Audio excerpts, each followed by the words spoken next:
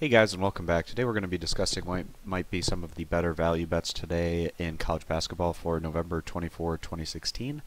I got a list of about 8 games or so that I'm going to be talking about in this particular video, and if you're interested in what particular matchups I'm going to be discussing, that's going to be listed in the description of this video. Also, if you want, you can hit that subscribe button and you'll get notified for when I release these videos in the future.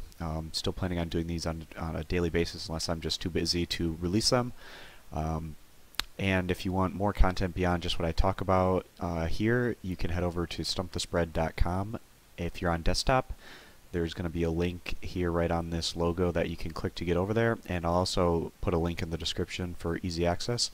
You can register a free account or premium account to get access to those particular picks, not just in college basketball. We also have college football, the NFL, the NBA, and the NHL this time of the year. Alright, so the first game I'm going to be discussing is Temple versus Florida State. This is a Temple team that has a bit of a youth movement this year. They're not expected to be as good or quality as a team as they were a year ago, but that's just to be expected as they kind of rebuild. And then this Florida State squad brings back a lot of talent and also brings in one of the better recruiting classes into the ACC this year. This is a Florida State squad that has legit NBA talent on it, and if they're able to, fit all this talent together in a really effective manner, they could have quite a bit of success this season. And this Florida State squad has looked really solid out of the gate thus far. This is a matchup where you'd expect the Seminoles to be able to come through against an overmatched Temple team. Florida State, they've had talented teams in recent years that have kind of failed in the non-conference, which really made things tough on them trying to make the NCAA tournament, and the Seminoles are going to try to avoid that this go around. We do like Florida State giving the points here as the better bet in this one. Moving on to Illinois versus West Virginia. Illinois might be getting a little bit overlooked this coming into the year. This is a basketball program that's dealt with a lot of injuries as well as just some of their players getting into trouble in recent years, which has kind of hurt the depth of the roster and the overall talent. But Illinois is coming into this year a little bit healthier, which is great for them, and they actually do have a decent amount of talent to a team that's probably going to finish in the middle area of the really competitive Big Ten this year. This is an Illinois squad that might even have an outside chance to make a run at the NCAA tournament if everything goes right for them and they're able to stay healthy. And then West Virginia, a really fun team to watch. They bring that up-tempo press style. They go 12 guys deep legitimately with their roster, which is really fun to watch. Every guy that's on the court's always giving a full 100%, and they're giving it their all, which is great to see. This is a West Virginia team that kind of leans on turning the ball over to get momentum and build a lead on their opponent. This has the ability to be a more competitive game, but Illinois is coming off a defeat against a pretty decent Winthrop squad, but not the most ideal result for the Illini.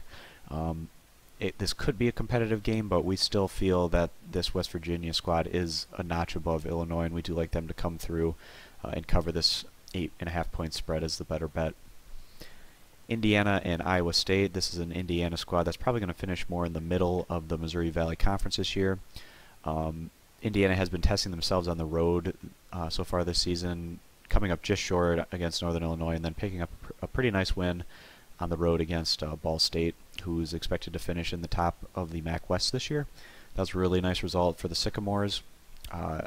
Indiana State does lose 2 of their top scorers from last year, but they bring back enough to at least be a factor in the Missouri Valley again this season. And then you have Iowa State, who's losing a good portion of their top talent from last year's tournament team. Iowa State does bring back Monty Morris, who's one of the better guard players in the nation, and the Cyclones will really lean on his leadership and also his offensive ability to kind of keep this squad relevant this year in the Big 12. This is an Iowa State squad that should make a run to the NCAA tournament again this year, but probably not be quite as highly seeded as they were last year. This is a game that Iowa State should be able to win, but Indiana State isn't a complete pushover, and if they're getting their shots to fall, this is a game that the Sycamores could at least stay relevant in. We do slightly side with the Sycamores here, getting the 13.5 to 14 points as the better bet, but again, this is a game that Iowa State could pull away in, but Indiana State still feels like the best value play in this particular matchup. Moving down to Stanford versus Miami, this is a pretty intriguing matchup and a good measuring stick game for both of these teams early on in the year. Stanford made the switch at head coach this past offseason, but this roster definitely returns enough talent to improve on what they were able to do a season ago. This is a team that returns 4 starters, and the cupboard definitely isn't bare over there with the Cardinal. And then Miami, they lose their veteran backcourt from last year. That was really the catalyst to Miami having the success they had. Miami has gotten off to a pretty nice start so far this year, but they haven't really been testing themselves against strong competition. Stanford and Miami can both lean on their defense more to keep things competitive, and what should be a slightly more defensive battle, we do feel like the points have a bit more value in this matchup. So with this spread going up to 7, that means Miami would need to win by 8, which is quite a bit against a pretty solid Stanford squad. So getting the 7 points feels like a pretty solid bet here with the Cardinal. Seton Hall against Florida. This is a Seton Hall team that returns 4 starters. Unfortunately for them, they lose Isaiah Whitehead to the NBA, even though he still had eligibility left. Seton Hall is still bringing back more than enough to be relevant in the Big East again this year and make another run to the NCAA tournament potentially. And then this is a Florida team that underperformed a lot of expectations last year. They're in the post-Donovan era as their head coach moved on to the NBA. But this is a Florida team that infuses some talent this year. Cayman Berry is a guy to really look out for there, the transfer from Charleston. We really like what we've seen out of Florida so far this year.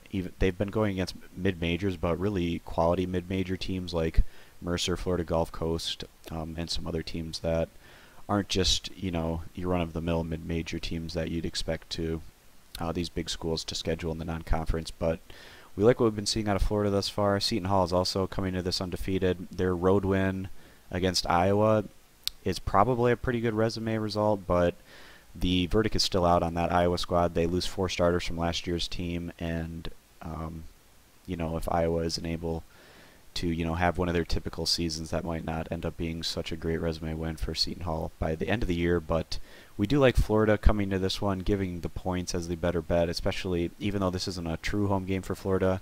The game will be played in the state of Florida, so expect the Gators to have a bit more of a representation in the crowd. So we do like the Gators here, giving the points as the better bet. Moving on to New Mexico versus Virginia Tech. New Mexico came up short of their expectations last year, but luckily for the Lobos, they returned their 2 top scorers with Williams and Brown coming back. New Mexico really needs to shore things up on the defensive side of the ball if they want to have the kind of success this year that they were hoping to have a season ago. And then Virginia Tech, one of the better coached teams in the nation with Buzz Williams. He's really doing a good job kind of turning things around and bringing basketball back to respectability over at Virginia Tech.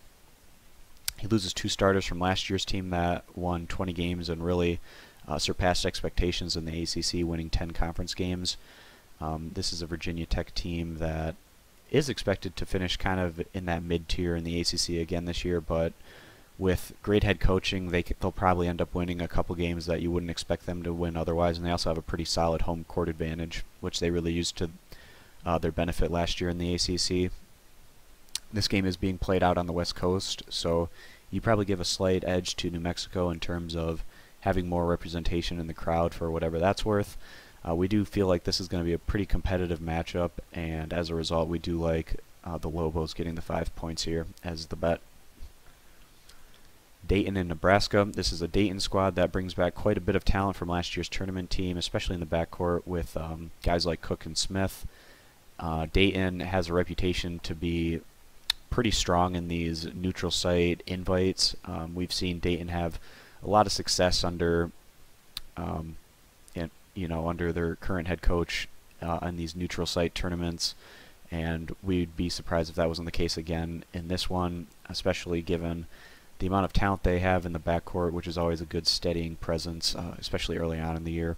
This is a Nebraska team that loses their top 2 players from last year, with Shields moving on after expiring his eligibility, and then White surprisingly transferring over to Syracuse this past offseason. Nebraska does bring back some veterans and has some intriguing prospects, underclassmen that will at least make this team respectable, probably in the mid to lower tier of the Big Ten this year. More likely lower tier, just given how competitive the Big Ten is. We like what we've been seeing from Dayton. They are coming off a really competitive loss in their last outing against a strong St. Mary's squad. But coming into this particular matchup, we like Dayton to come through, covering this moderate spread here as the better value bet. Moving on to Vanderbilt against Butler. Vanderbilt, they went ahead and changed coaches this past offseason after not having the kind of success last year they were hoping for.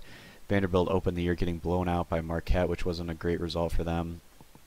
And they're also coming off a loss in their last outing against Bucknell, which again was not, that was a really bad defeat for them. They're going against this Butler team that loses two of their top guys from last year with Kellen Dunham and Roosevelt Jones moving on, but Butler does return pretty much everyone else, including Martin, who's one of the top players in the Big East, and Butler will really lean on him this year to kind of carry the club. This is a kind of a hard one to get a read on. This feels like a pretty fair spread, but you know, with Vanderbilt coming off a pretty bad defeat, we are going to cautiously side with Butler here, giving the points, even though Vanderbilt does have the ability to keep things competitive in this matchup. And that's the last game I wanted to discuss in this particular video. I appreciate you guys for sticking around to the end of this video.